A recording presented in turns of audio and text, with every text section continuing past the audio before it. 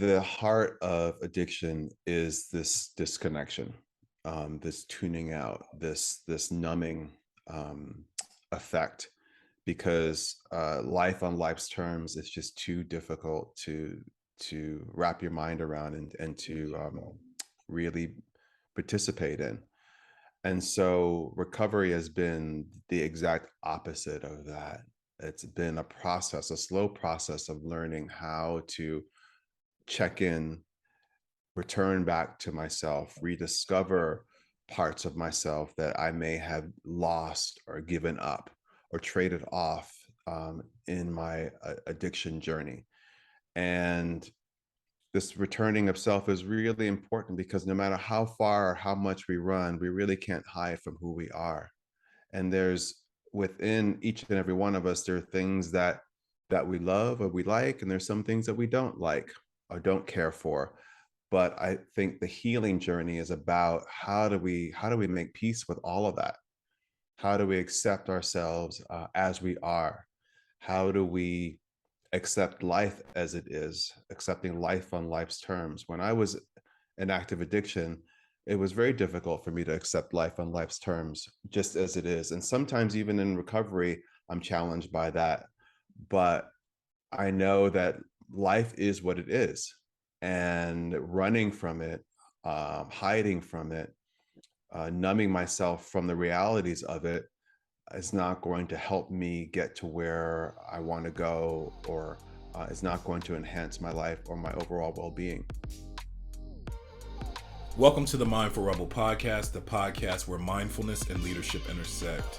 In this episode, I had the pleasure of chatting with Stephen Washington.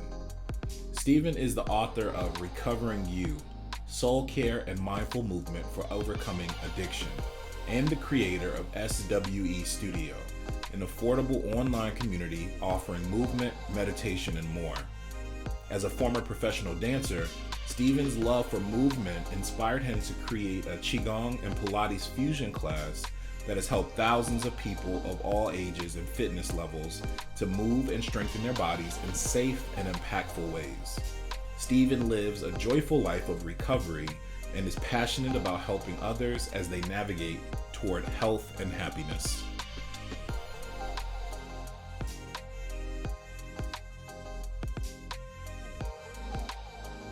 Super excited to be here with our guest today.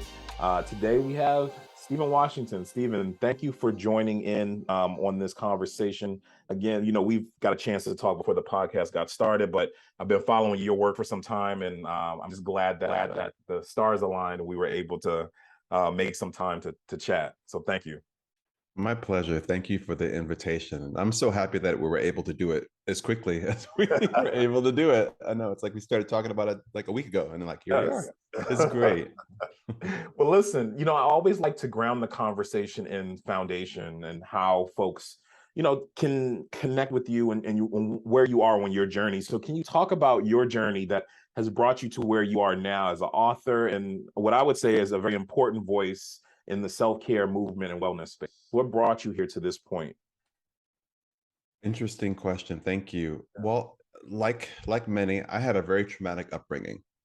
And so my whole life has been about how do I bring myself comfort and care, and how do I help myself feel better in my own skin and in the world. So and that's what led me to what I do for a living. And we always teach the thing that we need to learn the most.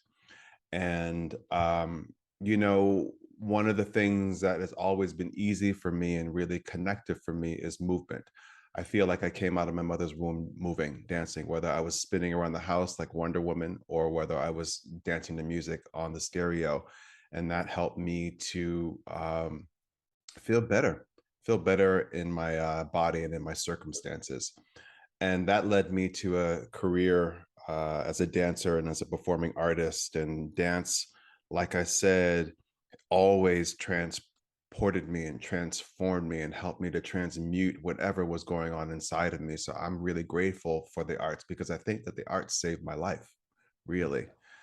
And eventually I had a long dance career in New York City which was really fun and exciting. I was in the Lion King for a long time, and there's nothing like moving around on a set of stilts or being wired up by the all the way up to the rafters and flying through the air. There's nothing like that while singing and dancing to beautiful music.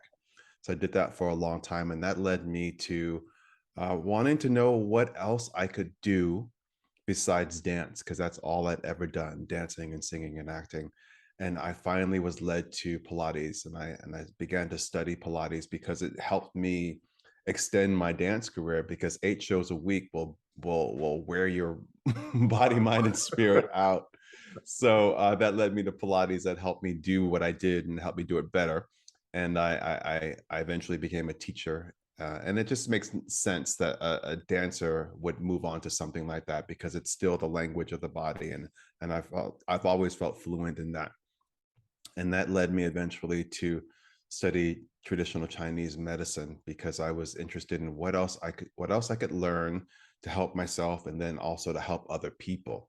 So I went to Chinese medicine school for a period of time, only to find out that that's not what I was supposed to do. It's always interesting when you're so certain that you're supposed to do something, and then you're doing it, and then you're like, oh, I don't know about that on second thought. So that led me to massage therapy school. I became a massage therapist. But one of the things that I got from being in Chinese med school was Qigong. I got to learn the practice and the power of that medicine.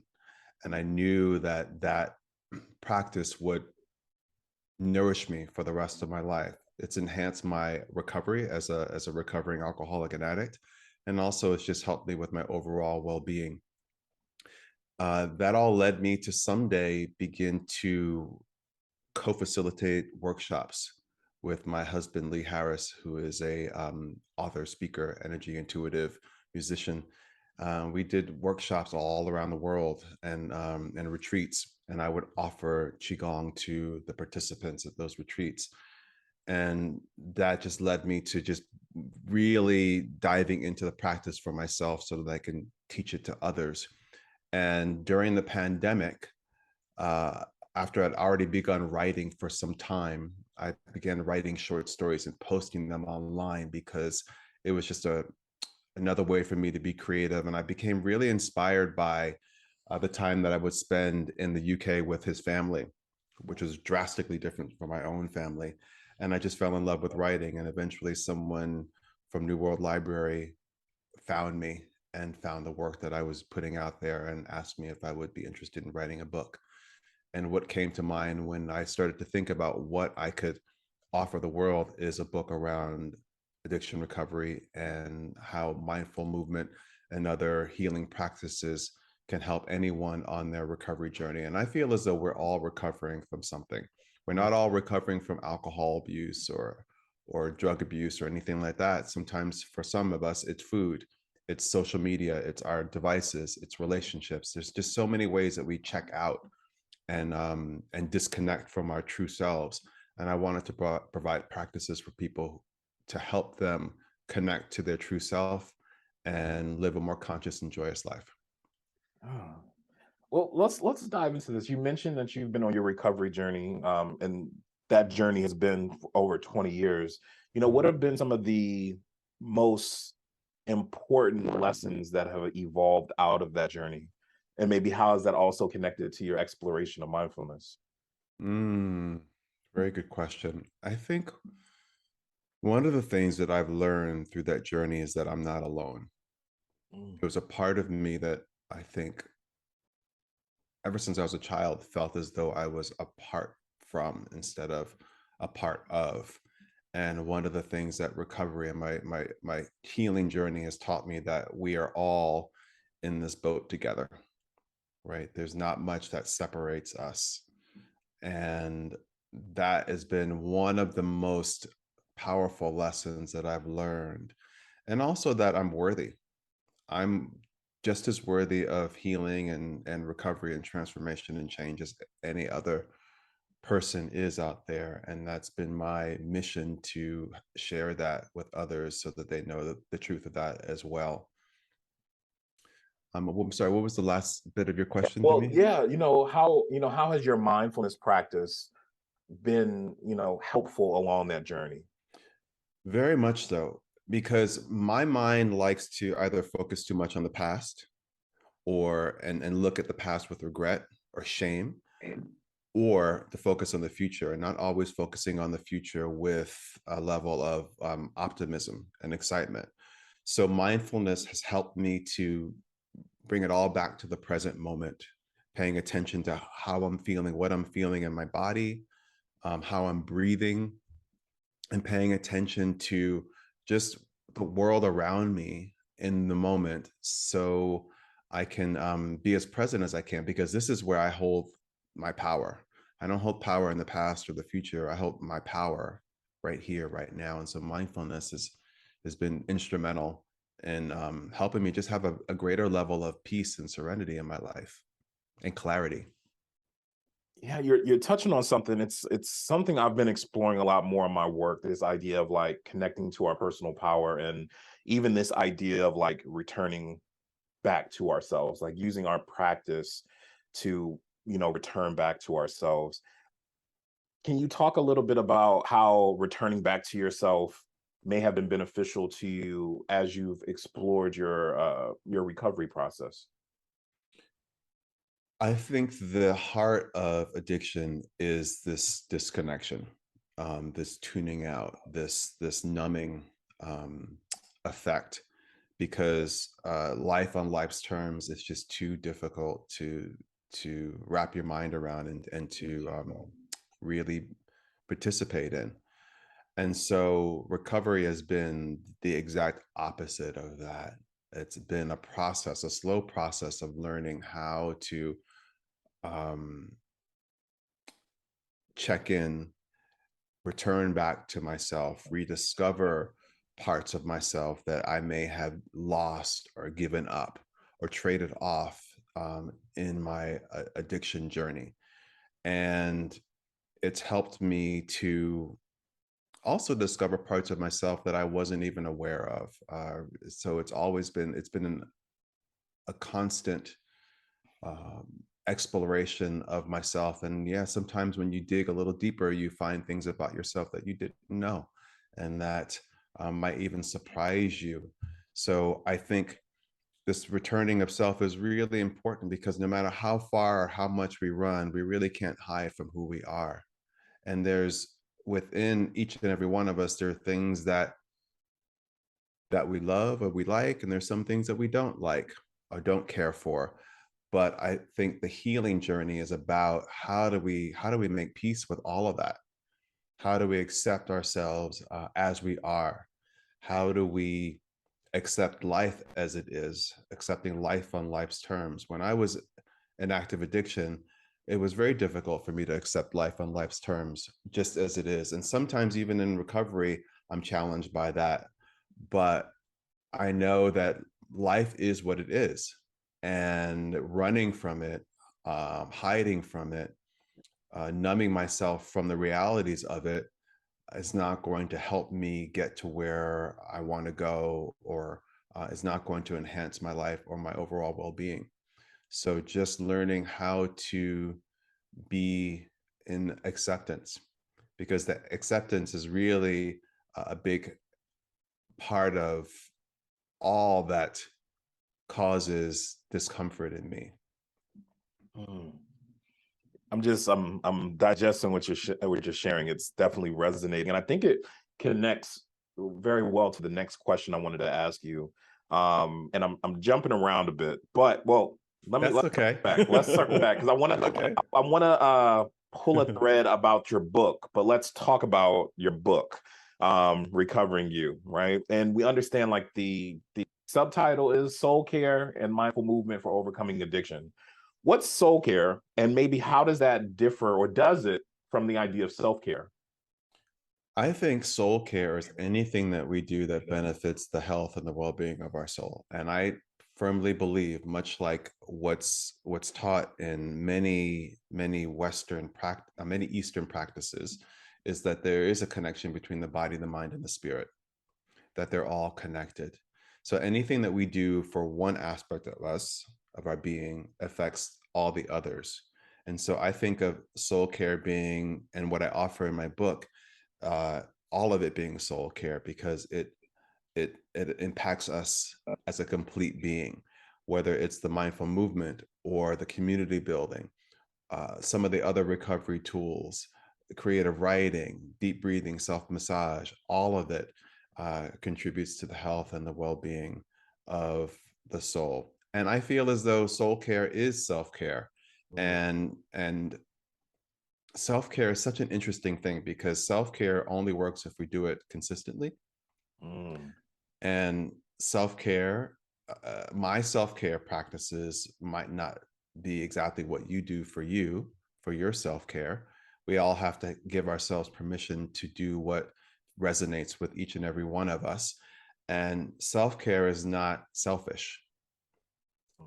People often think that if you do anything for yourself, that you're being selfish and that you're not focusing on others. And the thing is, if you don't fill up your well, if you don't fill up your cup, you have nothing else to share. You have nothing to share. So self-care is vital, and self-care is soul care in my mind and in my heart.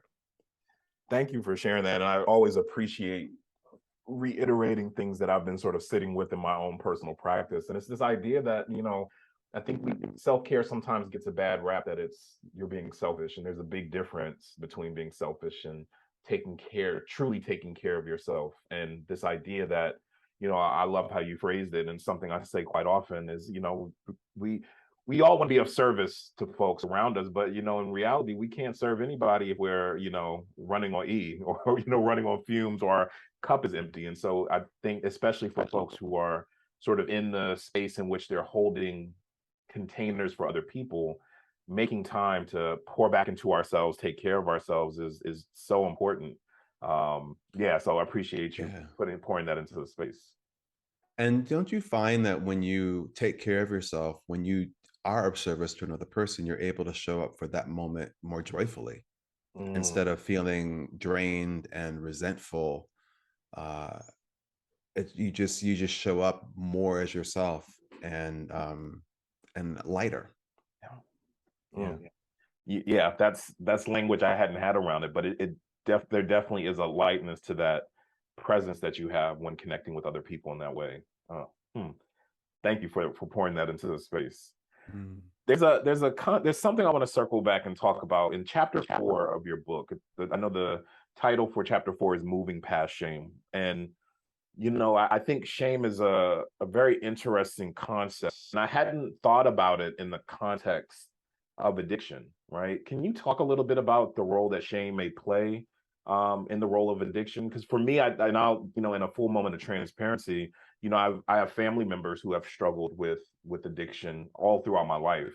And when I immediately sort of saw that section, I think there was a selfish part of me that thought about it from the perspective of, like, I, my family, we saw the shame in terms of how we spoke about it in the context of that family member who was experiencing that. But can you talk a little bit more about maybe how the person who is working through their addiction journey is experiencing shame and what that actually looks like? Mm, absolutely. From my own experience, I felt a lot of shame in my life. I felt shame for so many reasons. I feel like shame is also something that we inherit too. I feel like there was a lot of like ancestral shame that we can take on, and it's passed down from our ancestors, from our parents and family. So I walked into life with that. And also, I think I grew up with a level of shame about many different things, feeling like I wasn't smart enough, that people were smarter than I was in school, and I was struggling and I didn't know why I was struggling. I felt shame because my family didn't have much money, and I had a lot of friends who come from families who had money and who had a certain different level of comfort, and I felt different and shame about that. And then also I knew from a very young age that I was gay, that something was different about me, so I walked around with a lot of that. And when you're carrying all of that with no means to really understand it, with no language around it, and no way to really healthily express it, I think it just sits within a person, sat within me, and just festered and festered, and was looking for, and it led me on a path of trying to find ways to alleviate that shame, to feel better.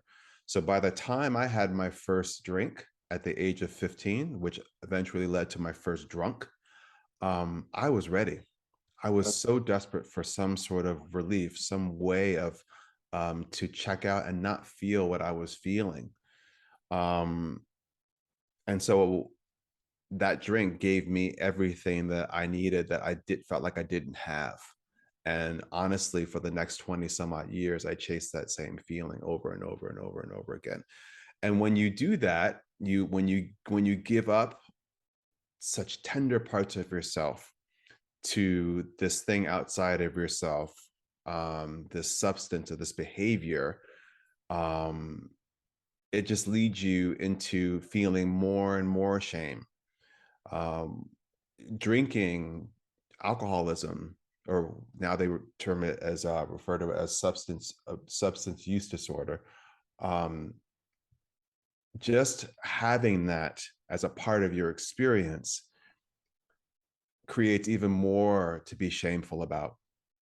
And the things that you say and do as a result of your lack of presence in your life creates more to be ashamed of. And so I feel as though addiction and shame really go hand in hand. And it's been my experience that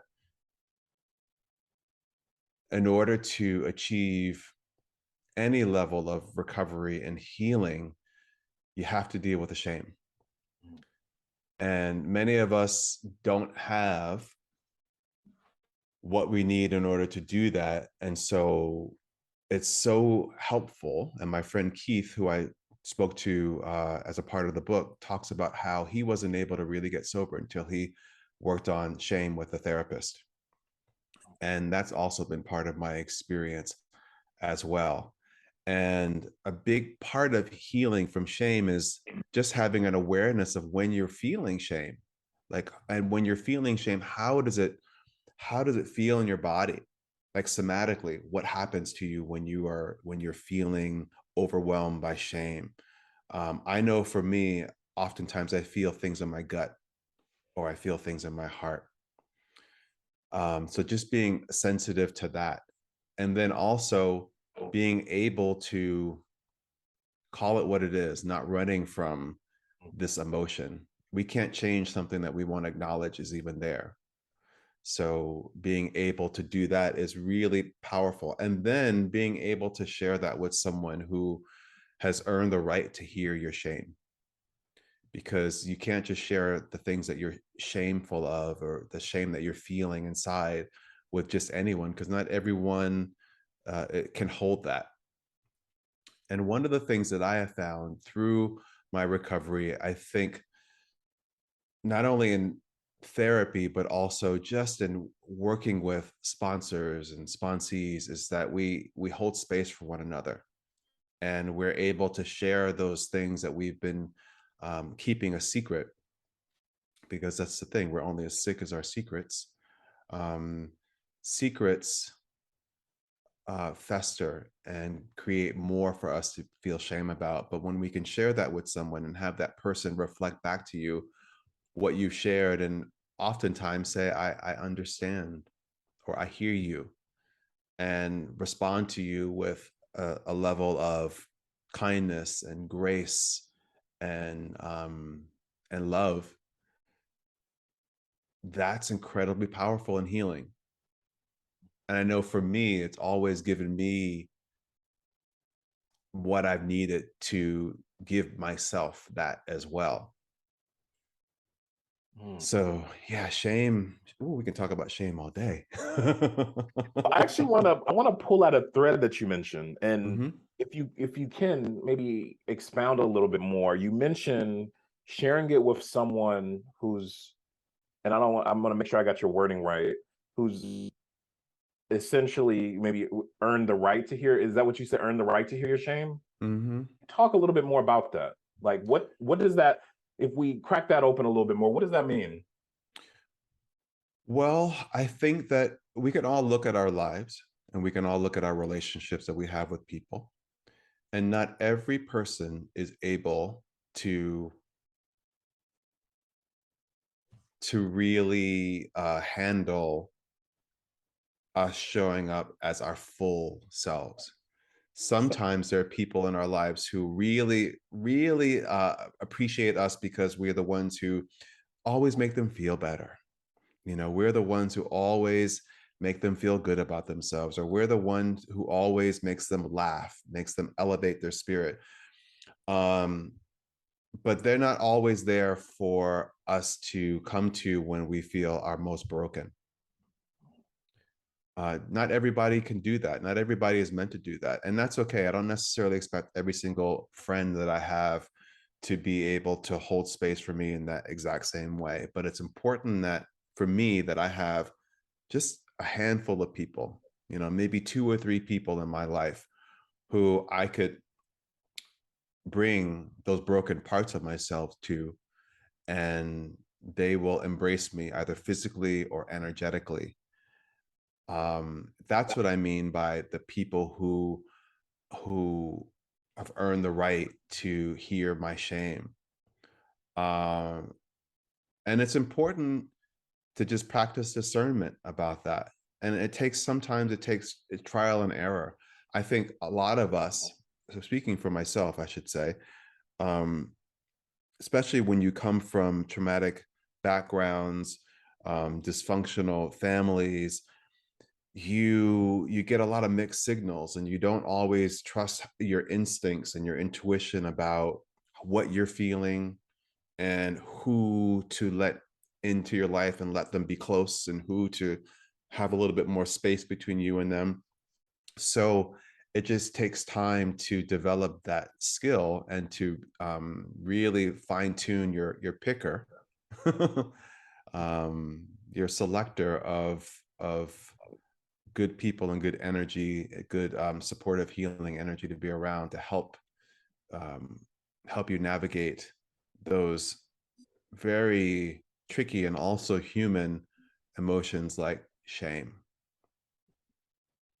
Mm, thank you. I appreciate you sharing that. It's, and I say this, my listeners are like, stop saying this. You say it every interview, but it's the case. Keep saying it, There's Shawn. always something that resonates, that sort of hits a nerve in a good way when I'm conversing with folks. And I think that was the thread I needed to hear a little bit more. So thank you. Mm-hmm. Thank you for sharing that. What I want to do, I want to talk a little bit about the idea of movement, right? And you've mentioned that like movement has been a really impactful um, component of your life, from, you know, your career as a dancer to sort of where you are now with incorporating Qigong and other movement practices.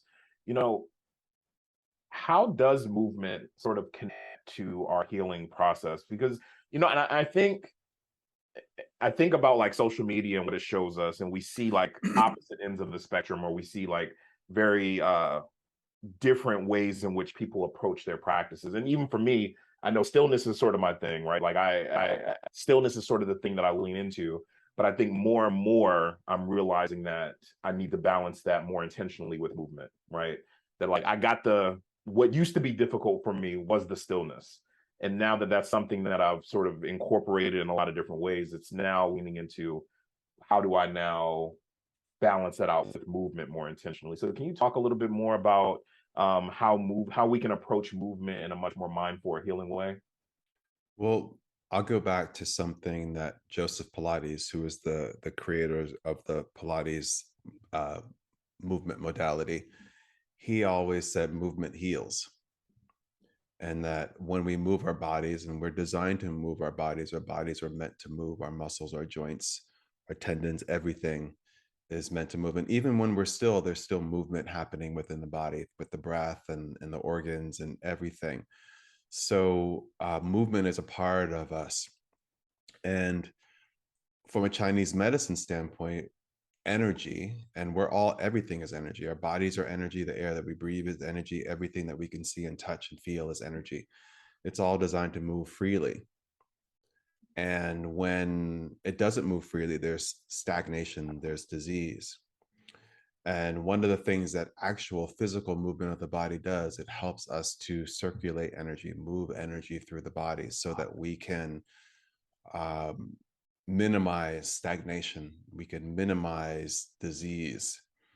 And having a movement practice, a physical movement practice that's done with awareness, I think there's a lot of things that we can do to move our bodies and exercise, and they all have their benefits and they all have their merits.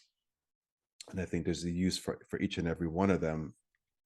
But mindful movement, which is what I teach through the practices of Pilates and Qigong, uh, are different because we're paying attention to the body as we move it. Mm. And we're paying attention to the breath as we move our bodies. And we're also paying attention to how we're feeling, even emotionally, and what we're thinking mentally. All of that contributing to each and every one of us as whole beings, right? And so the thing is, what I always come back to when it comes to this idea of the importance of moving the body is that movement is already happening. Movement is within our nature. It's just a matter of tapping into it. And for some people, the most that they will ever do for themselves is walking. And walking is a beautiful way, a beautiful practice to do, the way to move mindfully. When you talk about what you see on social media, that you see everything is out there. It just runs the gamut. You have people doing crazy extreme exercise, and that's not even my wheelhouse. And I consider myself to be pretty fit and pretty athletic. But you just have to find what's right for you, what's going to help you along your self-care journey. And I think movement is just a way for us to really tend to all the different parts of us. I think a lot of practices in self-care focus on how we're feeling emotionally, what we're thinking about, but it's important to be able to integrate it all into the body and not disconnect from it.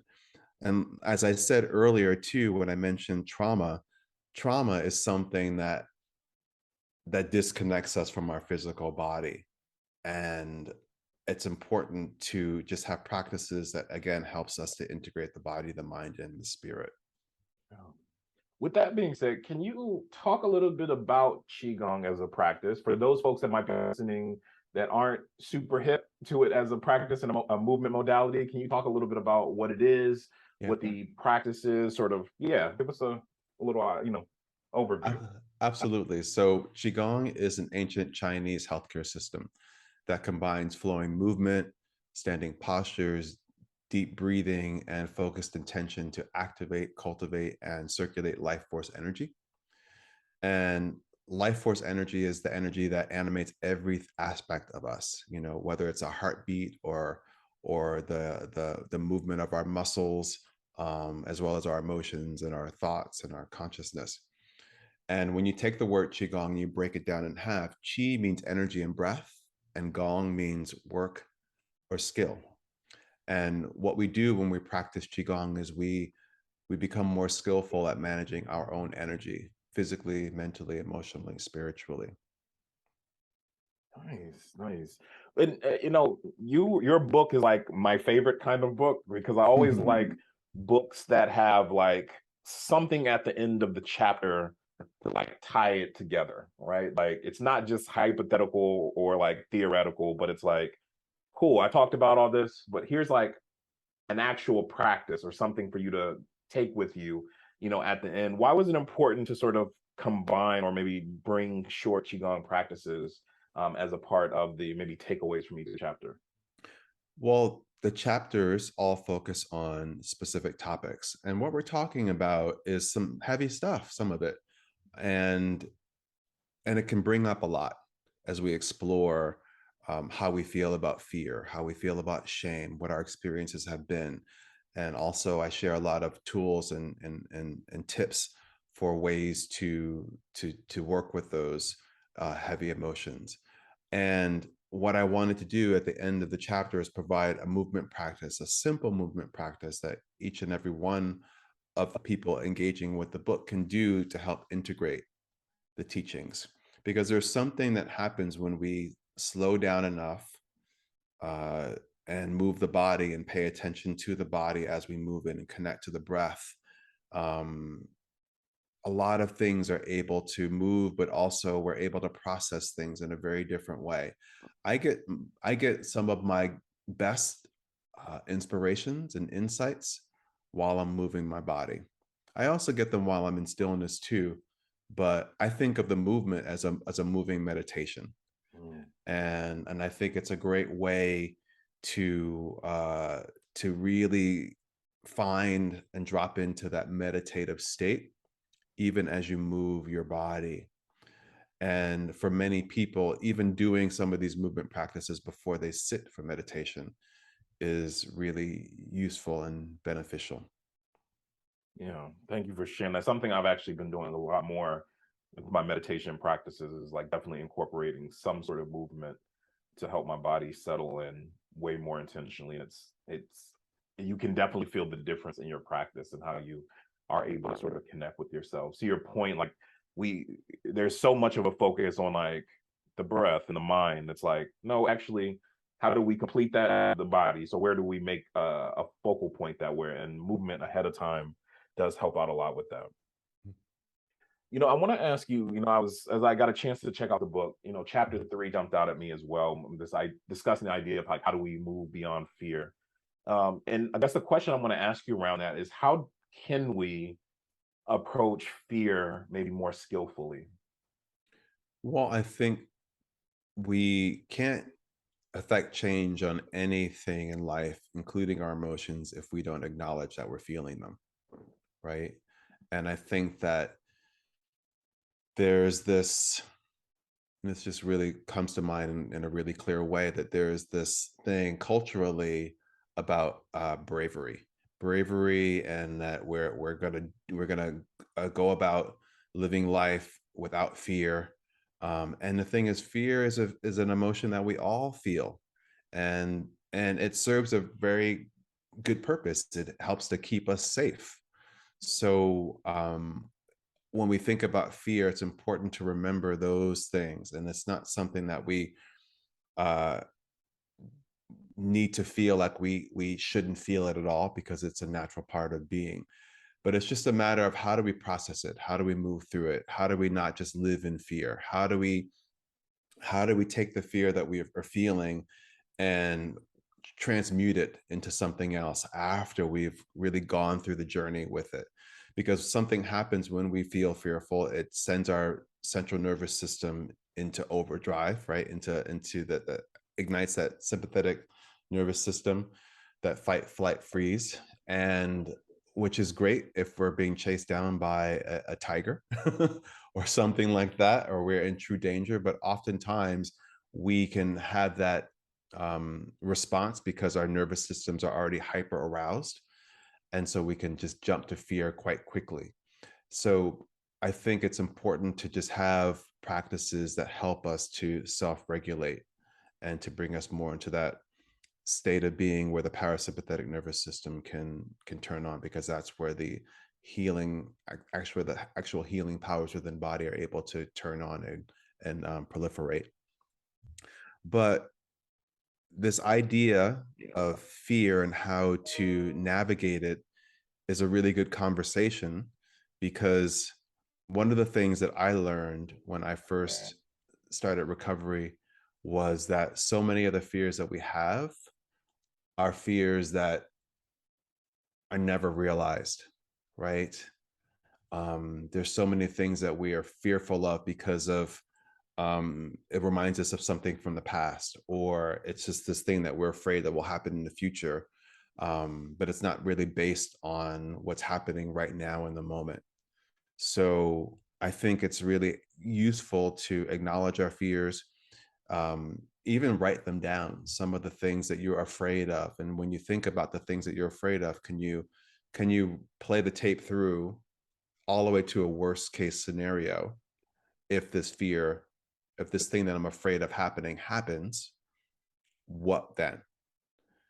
Um, and that was always, and it has always been a really useful tool for me, because at the base of that fear, there is a thought or belief that if this thing happens that I'm so afraid of, I won't be okay, that I won't be able to survive it, that I won't have the wherewithal to navigate it.